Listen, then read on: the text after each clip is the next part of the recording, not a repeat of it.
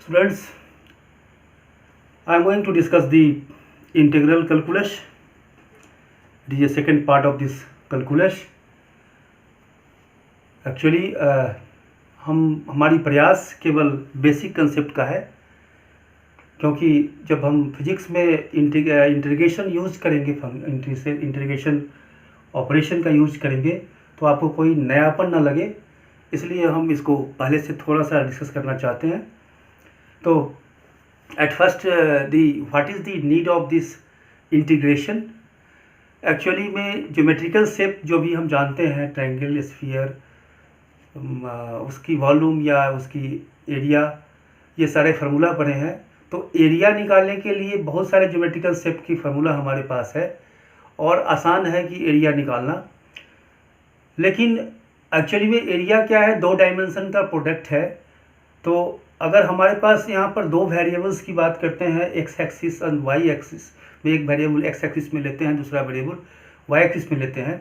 X is the independent variable and Y is the dependent variable. तो अगर एक independent variable में small change होता है तो डिपेंडेंट वेरिएबल में जो चेंज है वो निग्लिजिबल होगा, और उस चेंज और उसके कॉरस्पॉन्डिंग जो डिपेंडेंट वेरिएबल है यानी फंक्शन है, उसके प्रोडक्ट का पूरे रेंज में सम कितना होगा, वही हमें यहाँ निकालना होता है। और इसलिए कहते हैं कि हमें एज ए ग्राफ में एरिया निकालना पड़ता है। तो एक एग्जाम्पल देखना चाहेंगे आप लोग।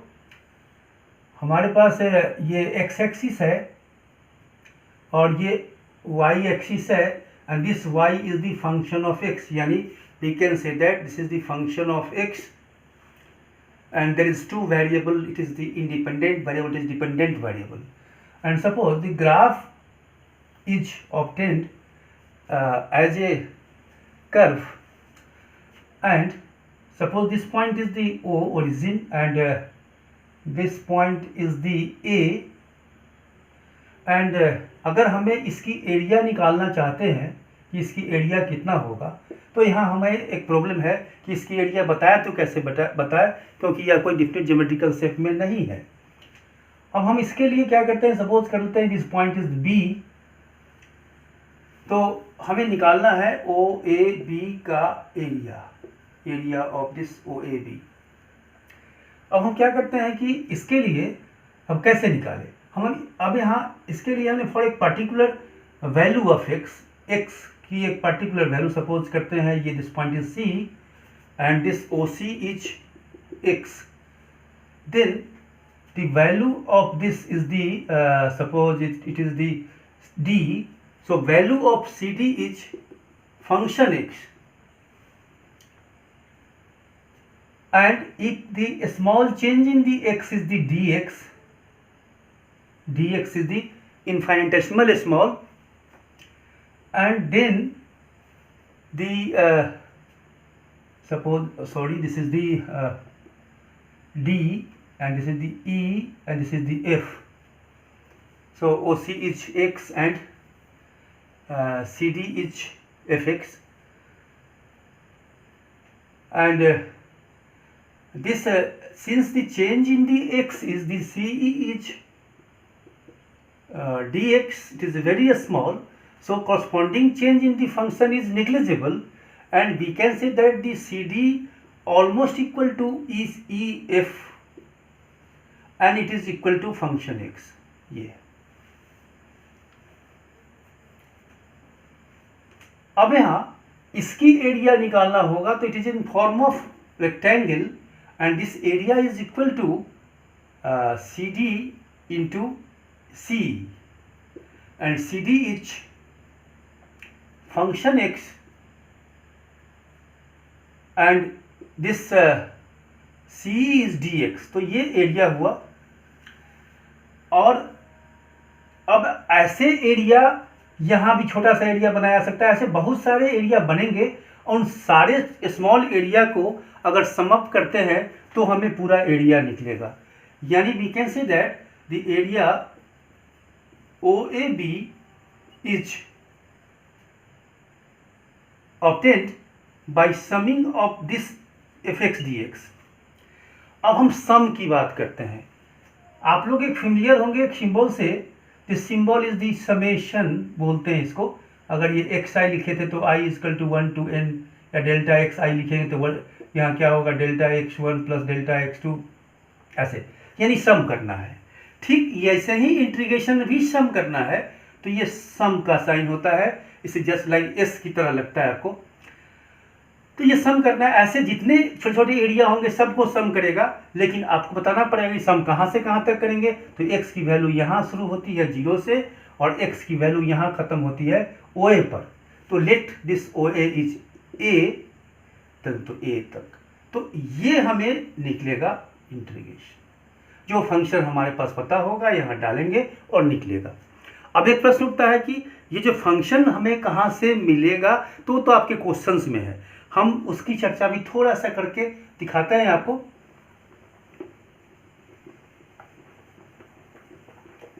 देखते हैं। एक्चुअली में इसको हम लोग इंटीग्रेशन को एंटी डेरिवेटिव भी बोलते हैं। एंटी डेरिवेटिव का सेंस है कि y इज इक्वल टू, अगर हम कहते हैं x to the power n, तो dy by d x is the derivative of y with respect to x, it is n to the x n minus 1। अब anti derivative का मतलब integration है, और वो होगा x to the power n plus 1 divided by n plus 1, और एक integration constant देंगे, क्योंकि यहाँ लिमिट नहीं डाला है इसलिए कोई मे भी सम कांस्टेंट।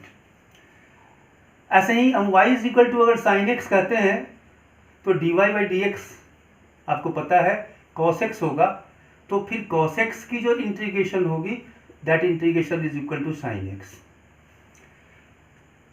ऐसे ही फिर अगर हम कहते हैं कि y is equal to cos x है, then dy by d x is equal to minus sine x, then integration of cos x sine x dx is equal to minus cos x। तो ये हम just like ये कह सकते हैं कि देखिए यहाँ पर cos का साइन, साइन का यहाँ माइनस आ गया, cos हो गया। तो इस प्रकार से हम कहते हैं कि sec square x D x का tan x होगा। क्यों? क्योंकि tan x का sec स्क्वायर होता है, और अब चूंकि इंडिफिनिट है इसलिए आप c लिख सकते हैं। पहले जो इंटीग्रेशन मैंने शो किया है उसमें वो डिफिनिट था, जो कि वह लिमिट दिया हुआ था। एक डिफिनिट का एक एग्जाम्पल भी आप देख ले सकते हैं।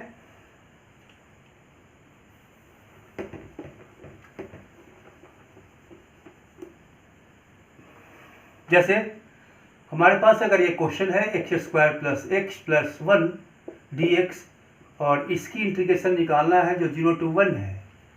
देखते हैं कैसे करते हैं। पहले इसको हम अलग कर सकते हैं, ये सम और इसके द्वारा जब होता है उसको अलग किया जा सकता है, अलग अलग। प्रोडक्ट और डिवीजन का रूल फिर अलग है, जिसपे आप जब मैथमेटिक्स पढ़ेंगे तब पढ़ेंगे। 1 into D x is this 0 to 1 and 0 to 1 and 0 to 1, and this is the equal to x2 plus 1 divided by 2 plus 1, 0 to 1, and this is the x 1 plus 1 divided by 1 plus 1, 0 to 1, and it is the 1, and 1 means x to the power 0, so x 0 plus 1 divided by 0 plus 1 and 0 to 1। ये value होंगे x to the power 3 by 3, ये होगा x2 by 2, 0 to 1, और ये होगा x by 1, 0 to 1। अब इसकी value रखेंगे तो x का वैल्यू 1 रखेंगे तो ये 1 by 3 और माइनस 0 by 3, और ये प्लस 1 by 2, 1 का स्क्वायर 1 है इसलिए 1 लिखा, 0 by 2, 1 by 1 माइनस 0 by 1। तो हमने x की वैल्यू एक बार 1 रखा तो 1 by 3, एक बार 0 रखा तो 0 by 3, 1 का क्यों 1 ही हुआ, 1 का स्क्वायर 1 by 2 जी। और इस प्रकार से इसको आप सॉल्व जब करेंगे तो इसकी वैल्यू क्या आएगी, इसकी वैल्यू मैं यहाँ लिखता हूँ 1 by 3 और 0 divide by 3 0 plus 1 by 2 and plus 1। तो this is the integration again. Look at this, x cube by 3, x square by 2 and x by 1, and 1 putting the value of 1 is 1 by 3 and 0 by 3, 1 by 2, 0 by 2, 1 by 1, 0 by 2, 1 by 3 minus 0, 1 by 2 minus 0, and 1 by 1 minus 0 is 1, and summing by adding these three terms we can get the integration. So now I am going to close this calculus. In next class I will discuss the scalar and vector, that is also a part of mathematics.